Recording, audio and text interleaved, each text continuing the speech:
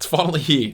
This is the OnePlus 8 Pro. I finally received it in the mail yesterday, and I've been setting it up slowly over the past day or so, trying to get it ready to switch over to using this device full time. And I have just taken the plunge. I've moved my SIM from the Pixel 4 XL to the OnePlus 8 Pro, and I wanted to get a quick video up, giving you my first impressions, letting you know that I've got it in-house. But before we do that, let's unbox it.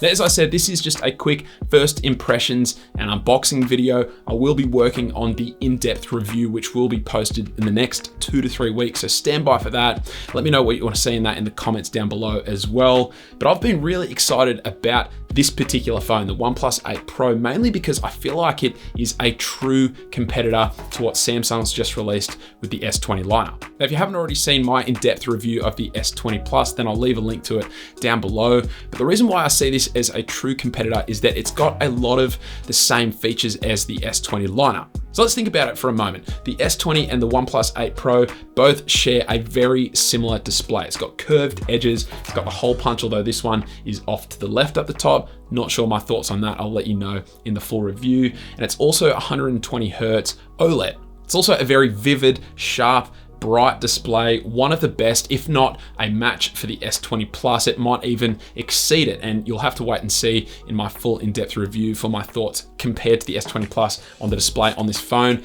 But without a doubt, the display and the design of the front of this phone looks very similar to the S20 lineup. One difference that you may or may not pick up on is the fact that you can actually run the panel at 120 Hz with its full QHD resolution enabled at the same time. Now, that's gonna definitely eat into your battery life. I have mine set to full HD at the moment, and it still looks like a very sharp and vivid display. We'll see whether or not I decide to switch over and feel like that improves the overall experience when it comes to using this phone for my full review. But it is nice that at least we have the option here. Both phones have in-display fingerprint sensors. I'm not really a big believer of in-display fingerprint sensors, although this one I have enjoyed using more than the one on the S20 Plus. We'll see if that holds true for the next couple of weeks. But again, both phones have that same in-display fingerprint sensor functionality. Both the 8 Pro and the S20 lineup also offer the highest end specs that you can currently get. They start at 8 GB of RAM with 128 GB of internal storage, and depending on where you buy the S20 lineup of phones, they also both have the highest end Snapdragon 865 processor, which is the highest that you can get at this current time. So both phones are going to be the best Android performers at this point in time. Both devices also have official IP68 water and dust resistance ratings, which is really nice to have for the first time on a OnePlus phone. So it matches the S20 lineup in that regard. And then also on top of that, this time, the OnePlus 8 Pro has seen a pretty huge upgrade in terms of its cameras, and I think it is a really similar comparison to what we've seen with the photos and videos coming out of the S20 lineup of phones. Now, of course, we're gonna have to wait for the full review to have a really good look at the cameras on the OnePlus 8 Pro lineup and see if that assumption that I've made holds true. But again, from what I've seen online so far and just in my short experience of using the phone so far, I'm really impressed with the upgrades they've made to the cameras on this phone. In no way, shape or form am I expecting these cameras to take the lead in any way or even match the quality that we see on the iPhone 11 Pro lineup and the Pixel 4 lineup. But that said, the fact that they can potentially hold up to the quality that we're seeing on the images and videos taken on the S20 lineup of phones is a really promising aspect of the OnePlus 8 Pro lineup. Now, there are obviously lots of subtle differences between the OnePlus 8 Pro and the S20 lineup of phones, but the biggest difference that I'm really excited about is the software. Now, believe it or not, even though this phone has only just been released, it is already really easy to unlock the bootloader and root. And in fact, I have already done that. Now, if you're wondering why I'd even root a phone as new or as flexible as the OnePlus 8 Pro, then I'll leave a link to a couple of my recent What's on My Phone videos where I explain why I do that in a little bit more detail. But essentially, when a phone is this easy to root and unlock the bootloader, then I do it.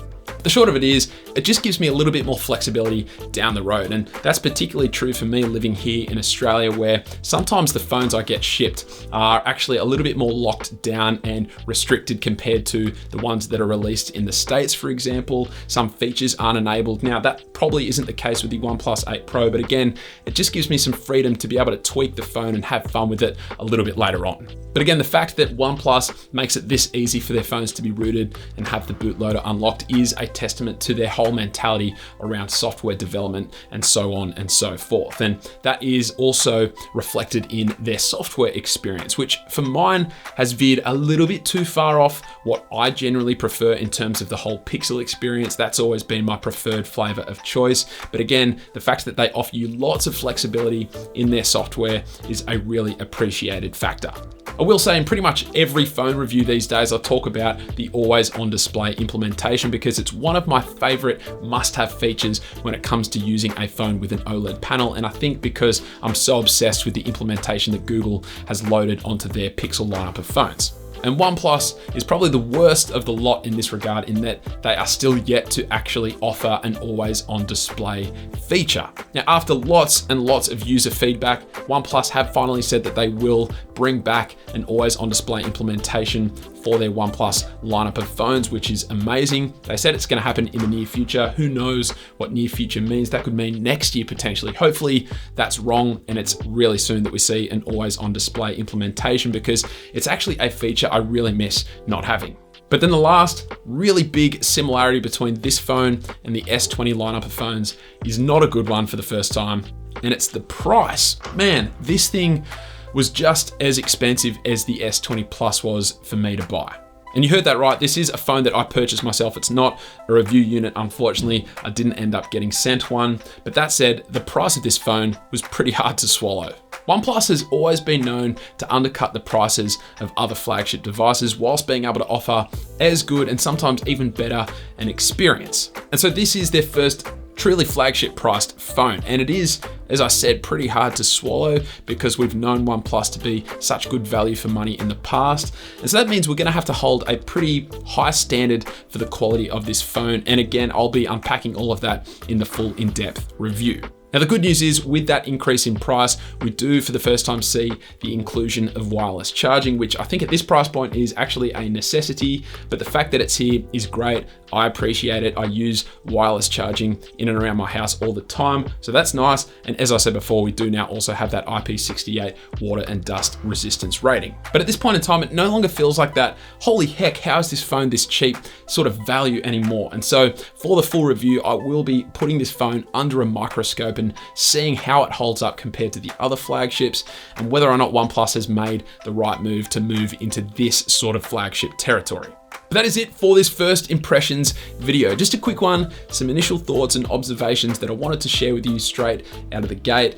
And I'm really interested to start putting this phone to the test now and start seeing how it stacks up against the competition over the next couple of weeks. If you want to see anything in particular in the full review video, then definitely let me know down in the comments below. But aside from that, hopefully you enjoyed the video. Thank you all very much for watching, and I will catch you later.